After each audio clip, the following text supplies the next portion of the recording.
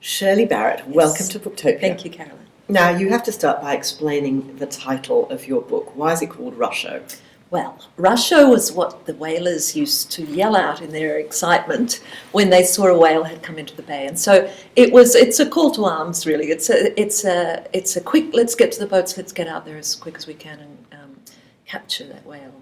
Okay, so you've obviously set the scene for us in the sense that we know that this is a book about whaling, but it's about a very unusual relationship between one set of whales and a group of humans and other whales that are their sort of shared prey. So how did you first come to know about the killer whales of Eden? Well, the killer whales of Eden have quite a following anyway. They're reasonably well known in parts, but surprisingly also the story isn't very well known at all. But the killer whales, for those who don't know, used to return to Eden every year in whaling season. Whaling season runs roughly from the end of June through to November, where the whales on their migration up the coast and then back down again travel through Eden, and they'd often travel past Eden. They'd often come into Twofold Bay, which is the beautiful bay on which Eden's set. And just before the whales would appear every year, the killer whales would appear, and it was a regularly returning pod of killer whales. You know, the cast would kind of change a little bit every now and then, but there were regulars, and they included killer whales by the name of Tom, Hooky, Humpy, Charlie Adgery was one, Jackson, Taipei, Kitchener. So there's a whole lot of them. They were all identified by their dorsal fins, and every year they would turn up, and start to cooperate with the whalers who used to row out from the bay, from the shore, and cooperate with them in the killing and capture, as they euphemistically called it, of the whale. So they would alert the whalers to when the whales had come into the bay. They'd flop tail, which was their way of getting their attention. They'd lead the whalers out to the whale. Then they'd working in sort of sheepdog-like groups of highly organised predators that they are.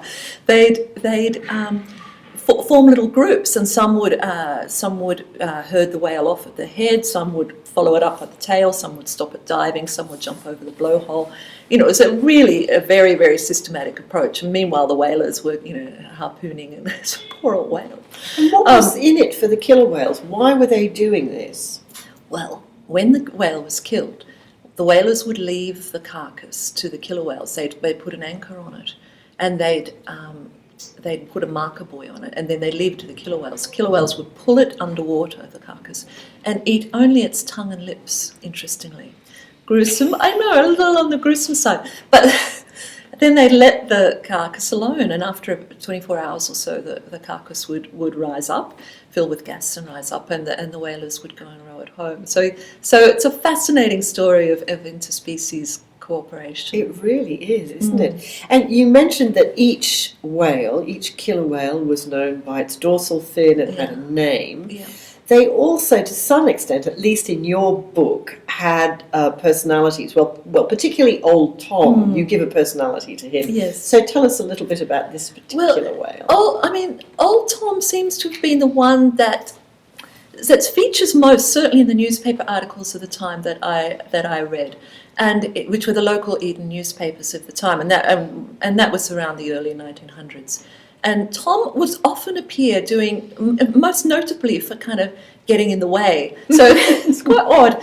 He used to do this thing, which is quite complicated to explain, but when the whalers had harpooned the whale, so they were now being pulled along by the whale, they were attached by what's called the whale line, which is the rope between harpoon and boat, little long boat. Tom would suddenly leap onto this taut rope and hang on by his teeth and be towed around the bay. And there's quite a few newspaper accounts of this, and it used to really annoy the whalers because it would really impede the whole process. Yeah, which is hard enough as it is. No, that's right. And they'd try and remove him, but he'd just hang on all the more. And there's at least 3 instances I've found of that. Whether they're all Tom, I don't know. It's hard to know, but certainly at least one of them was Tom. Killer whales seem to particularly like to play with rope. And so there's other instances. One of George Davidson, who was the actual master whaler in Eden, holding a rope in his hands while they were sort of working on this carcass, and Tom rising up out of the water and crushing one of George's fingers Ow. in the process, yes, for which he received sufficient anathemas to last him till his dying day and after, says the newspaper quote, which I think is really sweet. And of course, old Tom is still in Eden. We That's can right. visit him. His You skeleton can. is on display. So you went to see that, didn't you? Oh, yes. Yes, I mean, Eden takes great pride, as they should, in their whaling history. And when Tom died, he died in 1930, he came back. He was kind of the last of the killer whales to still be visiting because whaling had pretty much stopped by then. And the killer whales had stopped returning. But Tom came into the bay and died. They found his corpse, carcass, whatever, and the Davidsons rented it down and preserved the skeleton, which is, as you say, on display today. And if you go and look at it, you can see what looks suspiciously like a groove on one of his back teeth, possibly from the whale line that he used to hang on. And not only that, I thought it was extraordinary that when old Tom died, Yes. he got an obituary in the paper. About 300 or 400 words, and a poem dedicated to his memory. So, he was doing very, very well for a cetacean. These days, he would have his own show on television. He would. He would. He was a real celebrity. Now, in the telling of this story, you've given a lovely voice to this you. story through Mary Davidson, who is the imagined daughter that you've created Yes. from the actual Davidson Yeah. dynasty. Tell us a little bit about Mary, because she's an unusual and quirky young woman. Well, Mary, excuse me, Mary is the eldest fictional daughter of the Davidsons. So I've taken a little bit of a liberty with the Davidsons' history and just invented a whole new set of offspring. And Mary, which is quite a liberty, but anyway. Quite cheeky, but never mind. Nonetheless, I've taken it, and there we have it. But anyway, Mary is the eldest daughter. She's 19. She's charged with the task of cooking for the whalers and also running the household. Her mother has died. Running the household, she's got a great many younger brothers and sisters who are little help at all. And she's a sort of slightly disgruntled narrator of the story, but at the same time extremely susceptible to the romantic infatuation. And sure enough, she forms one on an itinerant whaleman, John Beck, who's got a bit of a mysterious past. Now, where did you come up with him from? Did you dream him up, or does he also, since you did a lot of research for this story, come from something that you read? Look, he did a little bit. John Beck, I liked the fact that at that time you seemed to be able to shapeshift a bit. So you didn't necessarily have to be the person you pretended to be. It's a lot more difficult for us now to do that. Because of Google. Yes, that's right. And we're very, very well documented.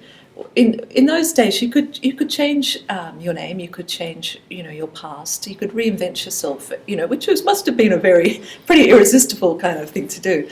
There was a newspaper story that I read which I really liked, and I guess it was possibly the impetus for John Beck. It's so long ago now I can't remember, but it was a story about a missing clergyman, and I talk about it in the book, where a clergyman had gone on a holiday from his home in Albany, Perth, WA, and he'd gone to Sydney, and there from Sydney his wife back in WA received a telegram saying he'd drowned, but she thought it was odd that the telegram was posted from Suva, which is the capital of Fiji. She thought that odd, and anyway, it turns out, investigations ensued, and it turns out that he had just run off with some woman and gone to San Francisco and just reinvented himself over there. So it was just kind of appealing, the idea that he's this man of the cloth would just behave in this fashion. So John Beck is not quite what he seems. Yes. It's very funny the way you present him as this preacher who wants to go whaling, because obviously preachers are not known for their physical strength or ability. He has and girls. then, of course, the men who take him into the whaling crew, they want him to pray and bring them luck. But his prayers are not quite. They don't quite hit the mark, do they? He's not. No, the whalers are quite a demanding congregation. And, he finds he has to really rise to the challenge. They don't have much knowledge of how to comport themselves whenever he's trying to conduct his Sunday services. And yes, his prayers leave a lot to be desired, but he is praying in very difficult and adverse circumstances often.